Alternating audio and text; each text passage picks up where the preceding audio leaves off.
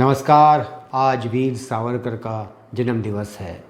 वीर सावरकर हिंदुस्तान के एक महान स्वतंत्रता सेनानी थे, जिन्हें सालों साल तक सिर्फ इसलिए अपमानित और विस्मृत कर दिया गया क्योंकि जो सियासी विचारधारा वाली पार्टी इतने दिनों तक सत्ता में थी, वो सावरकर को पसंद नहीं करती थी। वीर सावरकर ने अंडमान निकोबार की सेलुलर जेल में 10 साल बेहद कष्ट में बिताए। इसलिए आज जो उनका विरोध करते हैं, उनसे ये इल्तिजा है कि सिर्फ आप 10 दिन के लिए, और 10 दिन में नहीं, सिर्फ 10 घंटे के लिए अगर उस माहौल में रह लें तो आपको पता चल जाएगा कि सावरकर का कितना बड़ा त्याग है इस देश के लिए।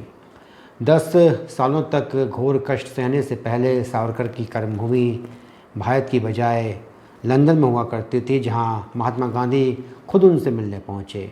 लंदन से ही उन्हें ब्रिटिश पुलिस गिरफ्तार करके ला रही थी। उन्होंने समुद्री जहाज़ से जिससे उन्हें लाया जा रहा था उससे भागने की कोशिश की, लेकिन फ्रांस की पुलिस ने गफलत में उन्हें दोबारा ब्रिटिश पुलिस के हवाले कर दिया।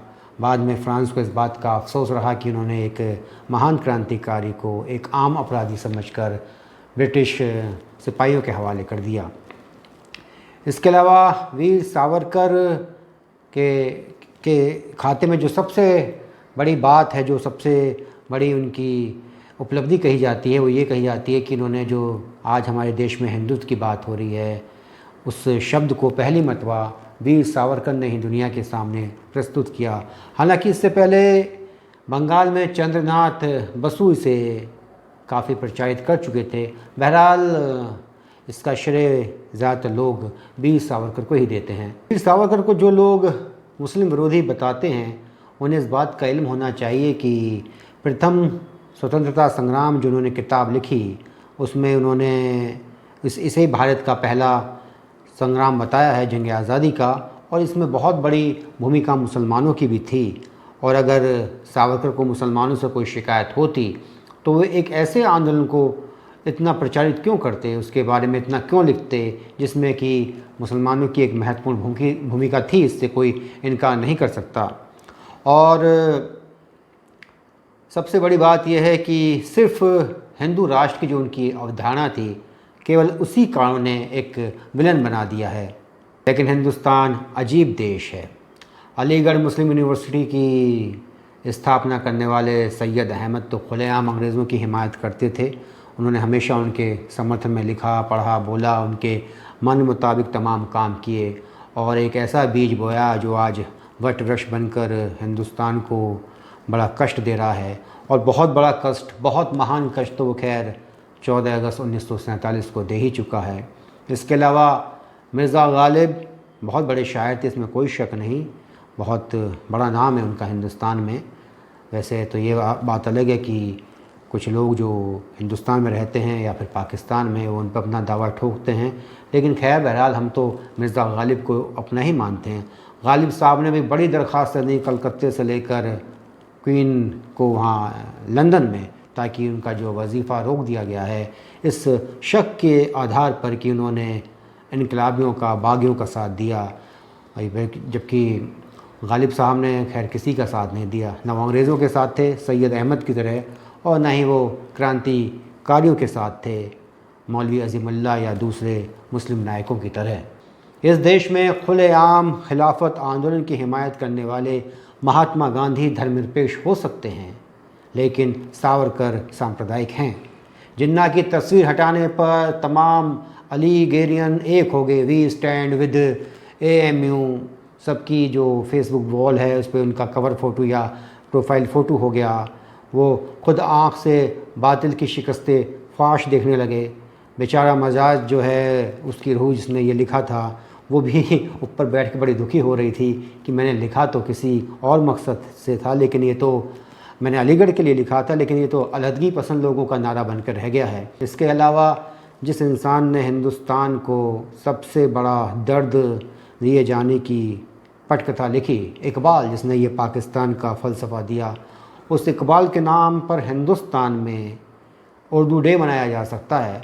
लेकिन हिंदुस्तान का एक बेटा सावरकर, जो हज़ारों हज़ार साल की सनातन परंपरा के आधार पर हिंदुस्तान को हिंदू राष्ट्र बनाने का, भारतवर्ष को हिंदू राष्ट्र बनाने का एक एक विचार दुनिया के सामने रखता है तो वो सांप्रदायिक है, वो मानवता का दुश्मन है। जहाँ तक बात की जाती है अंग्रेज़ों से माफ़ी मांगने की, जिसका सबसे बड़ा इल्ज़ाम सावरकर के ऊपर लगाया जाता है, तो अगर इसी को आधार माना जाएगा तो फिर हिंदुस्तान में तो बहुत बड़ी एक उथल पुथल वाली बात हो जाएगी।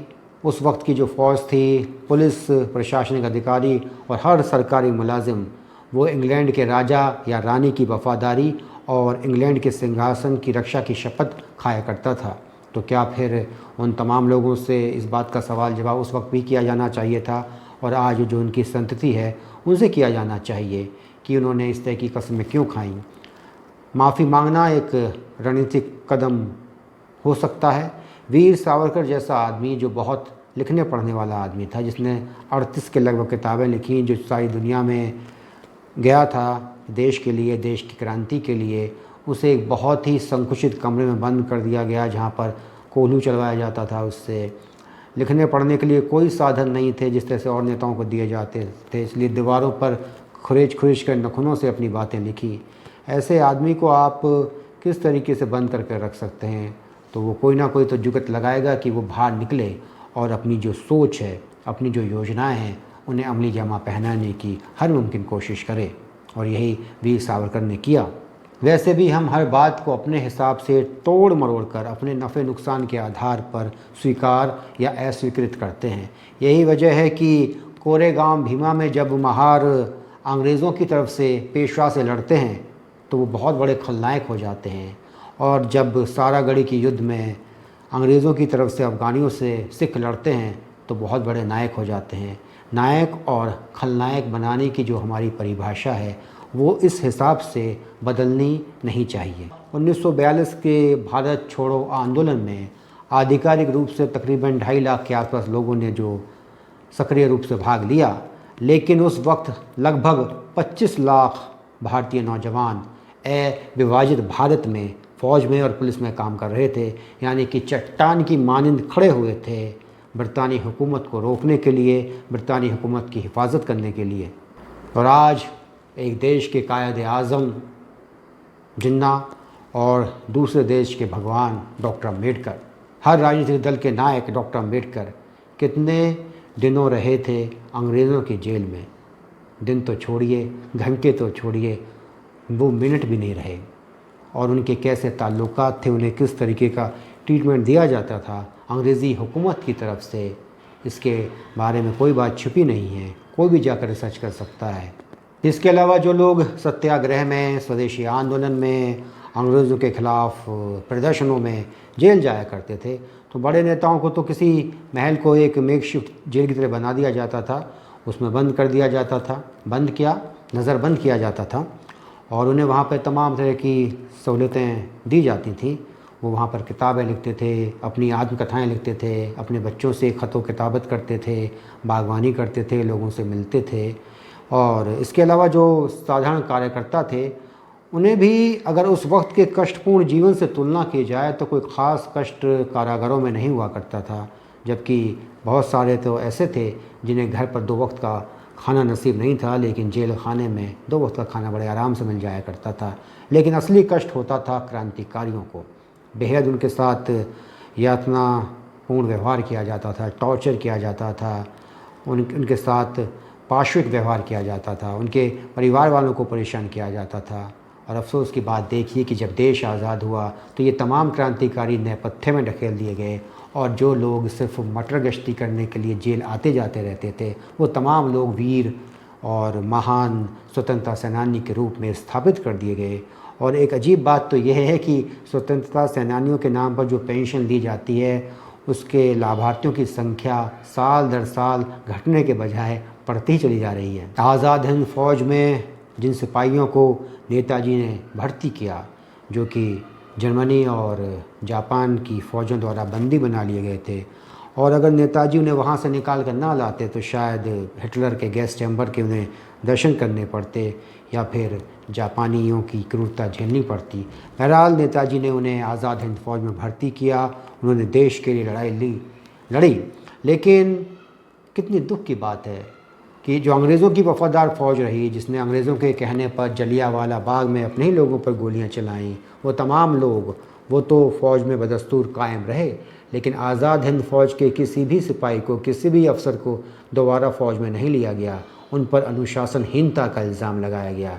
यही हिंदुस्तान है, यही हिंदुस्तान की नीतियाँ हैं, यही जो हमें विरासत में जो जमहूरियत मिली है, यही उसकी सबसे बड़ी कड़वी और घृणात्मक बात है। इलाहाबाद के एलिफेंट पार्क में महान शहीद चंद्रशेखर आज़ाद को जिस पुलिस पार्टी ने घेरा, जिसने मुठभेड़ की, उसमें एक पुलिस कप्तान को छोड़कर तमाम हिंदुस्तानी पालतू कुत्ते थे अंग्रेज़ों के। और जब देश आज़ाद हो गया तो वो तमाम लोग तरक्की पा गए। ये कितने शर्म की बात है कि जो अंग्रेज़ों के वफ़ादार पिट्ठू थे वो बाद में नौकरियों पर कायम रहे, उनकी संतति आज भी मज़े कर रही है। और जो वाकई लड़े देश के लिए, उन्हें हटा दिया गया, उनके जीवन को और उनके लोगों को बेहद कष्टपूर्ण स्थितियों में डाल दिया गया। इसलिए ये कहना कि अंग्रेज़ों से माफ़ी मांगी, अंग्रेज़ों के सामने घुटने टेक दिए वीर सावरकर ने, तो ये बड़ी हंसी की बात है। केवल रणनीतिक रूप से अगर कोई व्यक्ति बाहर आना चाहता है और वो खेल खेल रहा है, बार बार दरख्वास्त दे रहा है, तो इसे आप उसकी रणनीतिक चतुरता समझिए, ना कि उसकी कायरता। सावरकर ने बस एक गलती की कि उनके ऊपर जो सबसे बड़ा इल्ज़ाम है, उस काम को उन्हें 10 बरस पहले करना चाहिए था और उसका दायरा बढ़ाकर करना चाहिए था। अगर ऐसा होता तो हिंदुस्तान बहुत सारी तकलीफ़ों से बच जाता। सालों साल तक वीर सावरकर को राजनीतिक कारणों से उपेक्षित करके रखा गया, उनकी यादों का, उनकी स्मृतियों का अपमान किया गया। भारतवर्ष के सबसे बड़े पथभ्रष्ट ने कभी कहा कि शिवाजी और महाराणा प्रताप पथभ्रष्ट नायक हैं, यानी कि जो सबसे बड़ा पथभ्रष्ट था वो हिंदुस्तान के 2 सबसे बड़े महानायकों को पथभ्रष्ट बता रहा था। तो ऐसे लोगों की विचारधारा के लिए, ऐसे पार्टी के लोगों के लिए सावरकर जैसे व्यक्ति का अपमान करना कोई बड़ी बात नहीं है। और आज़ादी के बाद जब सावरकर के सम्मान में किसी समारोह का आयोजन किया जाता था तो ऊपर से आदेश था कि कोई भी कांग्रेस का कार्यकर्ता उसमें शिरकत नहीं करेगा। यहाँ तक कि जब पहली जंग आज़ादी की उनकी जो शताब्दी समारोह मनाया गया, उसमें नेहरू ने साफ मना कर दिया कि वो सावरकर के साथ मंच को शेयर नहीं करेंगे। दिल्ली में हुए CA के विरोध प्रदर्शन में भी कुछ पथभ्रष्ट, मर्यादा विहीन लड़कियों ने, जो कि अर्बन नक्सलिज्म से मुतासिर हैं, उन्होंने सावरकर के लिए गालियाँ निकाली। एक बात हमेशा याद रखिए कि जिसका विरोध ये कम्युनिस्ट, ये अर्बन नक्सली, ये हिंदुस्तान में NGO के दलाल, ये PIL माफिया करें, वो हमेशा हिंदुस्तान का कोई शुभ चिंतक ही होगा, कोई नायक ही होगा। लेकिन अब लोग एक बात समझ लें कि समय का चक्र परिवर्तित हो चुका है। समय अब सावरकर के समर्थकों का है और अब समय आ गया है कि सावरकर का सार्वजनिक रूप से महिमा मंडन किया जाए, उन्हें भारत रत्न से नवाजा जाए। क्योंकि अगर भारत के वीर पुत्रों का, भारत के असली देशभक्तों का सम्मान अब नहीं होगा तो कब होगा?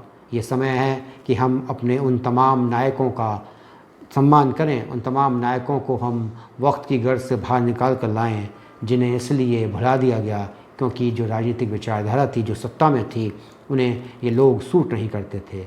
अब समय आ गया है कि उन सब का सार्वजनिक रूप से सम्मान किया जाए और नौजवान पीढ़ियों में उनके लिए एक आदर और सम्मान की भावना पैदा की जाए। नमस्कार, जय हिंद।